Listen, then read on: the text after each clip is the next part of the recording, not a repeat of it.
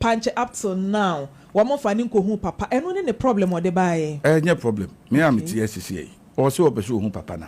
On friend ni pano. O friend na. So papa ni obi a. O mpompo na busa brantie ne say. Wa ko hu papa na so hu papa ne da. Se me wa ni wa aje bisa ben Mike ne ma me twen wa ko nwane bra na monya wa no we family affair, family matter. Chairman. Akwaba. Udin de say. From Nana Kwame Nyama. Yes. Sabi me tie won sem akeka bebre. Sabi me tie won sem bebre a okeka. Wo se ko ye no koto Nana Hema. Ko ye so hu se de Nana Hema tie. Eti se wo maame na wo se de wasem a wokan yo. Wo so maame wo hu ni da. Se wo Nana ne kan ye wo ba ye so no Nana Hema wo je wo fe so. O ma odan eti wo pa kire se President Kufuor wo hu ni da. Dabi mpacho dabi mene ni nsiada. Woni ni nsiada. Mpacho dabi. Na akọ Nana Hema ho no onkomodie o se de wo kan no. Wo maame na wan ko bo President Kufuor amane ye mfa ne se azumi se ne bakura no. Wo hu fie aba. Na radio so a wo ba die enso bo problem no. Papa. Be me na de na obeka kire wo papa. Ye say wo papa ofa say ye wo papa elder say ye ne papa. Ye meka ni de na obeka. No no kan wo hu. Dabi e de na obeka say watu hu anamon yensan ko yechi yesi afie achi eni abofo no. Okay. Ni amenda na asi. Nti anamo enura pe na obetena ha. Eho anamontu aba. Eti de na obeka kire no. Ene adesre de obesan de ato nanim. Ya me de beto nanim, ma de so de beto nanim sam pese mi hum papa. Nti lo mami ho no. Me pa cho mate. Wati na so pam say de ye o very busy person. Say de ye wono anka say tu anamo aba no be me na. Obetu hu anamo ama. Why? All right, nti abusua na de akwakosie no no ma jamfi. Oh okay. Me pa cho free hin e bai. Oh, me free Bantaman by. All right, but I no pay. I no pay the boko. I'm say, me say, but your bear Mike in the Nakasa day. Me say, Branty be. And Namakase President Kufuor. Ni papa. Okay. And your bonnet. If ye dear, your Ginny Pabby Bree. But your fear in here was a way to introduce who he is. Okay. Of a President Kufuor. Who of a President Kufuor? Okay. Na enura na me hu say social media e koso saa enti na wo se me so e be kan bibi e fa ho sabi ye fie ye mpu nipa ye gi nipa bibre apege fiem ya e kura isua no ya nana ma pa Kufuor maame enkofo fura bonten ba kro mo duane edi na brantie ne ye se wo me maame panyi ye fe nana druwa o hema no for 100 years isi akọ 102 enti ye mpu nipa enti sabi so papa ne President Kufuor enye news waba ohun fie kwan a menko nante enke cancer ma eni kwa sa okeka me bi enti a me ba ya be cancer se mo okeka nyina edoso sabi ye fie hia nipa dodo fie no ya kekere ye de nipa na kekere ye na nakwabna Kufuor owu bebre ukonka awie utranka awie ko ba bi ani ba bia me akora mtie emre bi mi ko dru pampare me ka say na me tuo kom di me nya nipa kora ma ne moa me o ha na me di nkomo ofo so na me bi tie se me ka Kufuor so me so me firi nka awie me nkofo ne nana da Kufuor mo enti die na ape me ka ya na o de me ma ba ya o be boa me ye me ka enti abrante na mpese ne o mo ne na ma o ka no emoa o papa ne President Kufuor sabi wo hu fie kwan waba nana pagya hene wo ho nana duwa wanyini sabi me maame oko 102 sisi am no kase 102 years enti so say ne papa ne President Kufuor on de waba e beje na wa ye de nipa de tikire fie etu omra fie no onya social media a oba na ye interview no sabi enye news papa no sisi a wanyini won say enra say utie interview ni ya me make comment bi kura say former President Kufuor me frame poma minimo no na punu mo bia mo bia ya wo kokobọ ne punu mu a obebiem de ama but eja de na ha papa yi ene se wo se over 9 years nie ama natural letter krampo de akọ menhia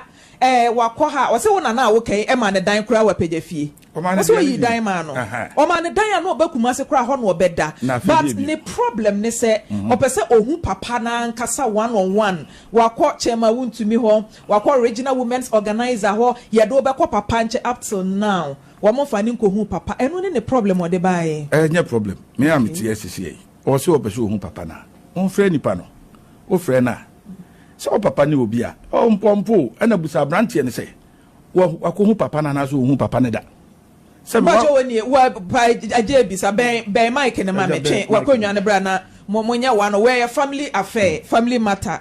Chairman, Aquaba, you did say. From Anaquamina. Kwame Nyama. Yes. Sabi, maybe tea won't say market can be brave. Sabi, me tea won't say be brow kicker. Also, Koya no cotton and Nahima. Koya is one who said an Anahimati. It is a mammy. And now, who said the Wasama, okay, you also mammy well hunida. So Nana Kai, or buy us no, Nanahima, what you first or my dying. It you patch, they say. President Kufuor hunida.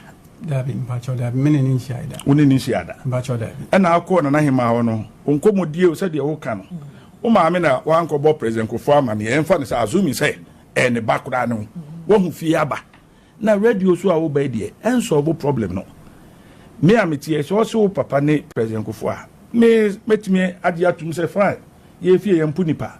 Ye wi a okwa ye na Nahima de be yi na sinchen. Na na pagya hene wo.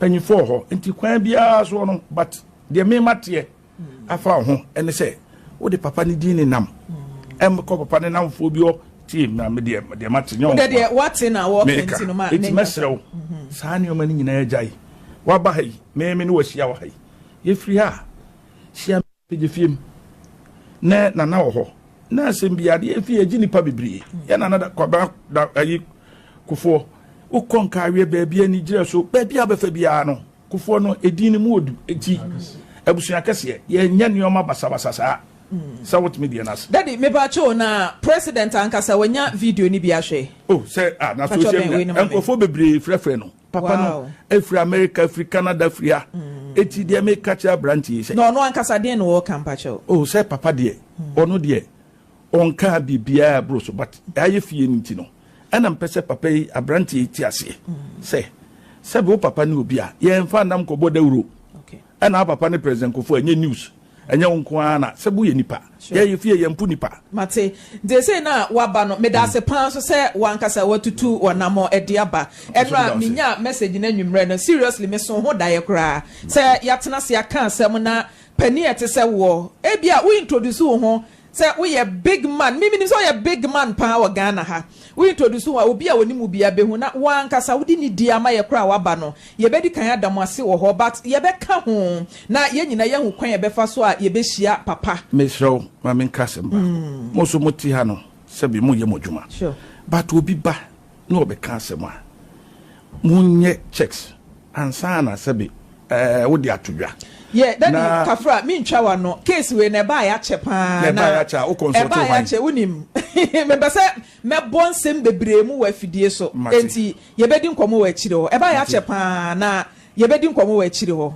enti ye da se pa sa so ba enti no se de watu ho anamon se wo be hwe ama watimi ehia papa me wagidi se papa yi se wo hia President Kufuor ye wo abefu niema bebri aye fa so di hu so obi bani ana se nya obi bani enti se ohun nanim keke kura mpo 1 I think se ne rebe chechire no enye hu obi hu nanim hu de ede obi hu no se de but se de papa nam a okeka no etwa wa ha enya bajo so ote onyai kasa bebri no entwa wa ha so de because wo hu apege fie mu akọ se be ukọ e maami wodi esi akọ 102 etu nya maami nko ha na se be wo fie na wo ho se me ti yi ena mabaya make ho asemi enti de se abranti me fan se bi se aminua no se de okay minua no but sa kasa pani when sa no pay me fra o eba me office wo bisaw edin bi wo kasoa se unim se nipa na sem na nipa ne fra ya no okeka no na enye pleasant enti me sra wa se abedru ha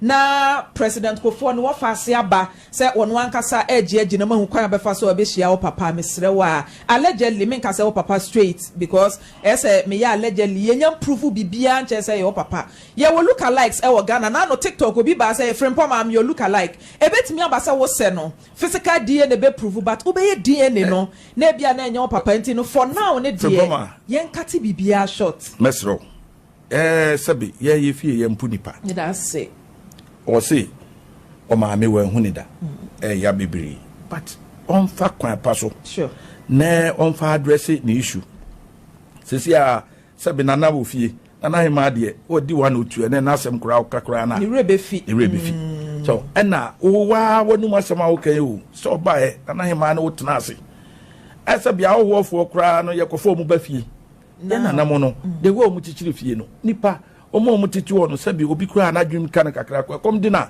efie no ɔba no abɛdidi enti Kufuor nye din a yɛtoto n'ase enti mɛsrɛ abrantie sɛ onyae saa nneɔma no sɛ ɔde ase me mate nneɔma bɛɛ mmienu mmiɛnsa afa me de sɛ mebɛto sɛ ɔte wɔ no mehu sɛ wa but na mepɛ sɛ me ne mo kasa wie sɛbi yɛfie yɛnyɛ obi a yɛyɛ basabasa ɛne ɛnenam ɛna aba baabi a woba radio station a sɛdeɛ wokasa wo se wohu papa no da no yɛwie afrempɔm a yɛbɛgyina hɔ ne me ne wakasa but mɛma ba ha yi abrante ɔno a bɛsa akɔ rounds sɛdeɛ yɛahyia wɔ yi ɔmfa nto social media na ɔhu sɛ wodi ka ma yɛmfie a na nkyɛ sɛ wodi bem wo papa ne obi a ɛnsɛ bibia ɛna womma meyɛ mpo woyɛ nipa enti adresse asɛm ne ye wobaɛ koraa nanahema ɔma atamo ma wo baabi daeɛ ma wo na obi ɔse ne dan wɔ hɔ ɛdan ne si hɔ na wodan si hɔ a wotwa wo sa akɔ radio station ada na sɛ wo nanama baabi daeɛ ada na asɔre anɔpa ne wonsu ɛwɔ fie hɔ na obi a metwa nsia mfa me papa o mfa me na do sɛ guti na wotwa doa yɛde wobɛkɔ agya ma mentwa so yɛntwa so na yɛntoa so wɔ akyiri hɔ why yɛda ase pa sɛ wo nso wobae yɛda ase papa bɛmɛ na deɛ na wobɛka kyerɛ wo papa ɛsɛ wo papa wɔfa ase sɛ yɛ wo papa ɛda sɛ yɛ ne papa mɛka ti na bɛka dabi ɛdeɛ na bɛka sɛ watu ho anamɔ yɛnsa nkɔ yɛkyi yɛsɛ afie akyi ani abofo no nti anamɔ ɛnura pɛ na bɛtena ha ɛho anamontu aba eti deɛ na bɛka kyerɛ no ɛne adesrɛ deɛ wobɛsan de ato n'anim yɛmede bɛto n'anim ma de sɛ deɛ bɛto n'anim sɛ mpɛ sɛ mehu papa nti ɔma me ho no mepa kyerɛ mate watie na so pam sɛ deɛ ɔyɛ very busy person sɛ deɛ yɛ a wɔno ankasa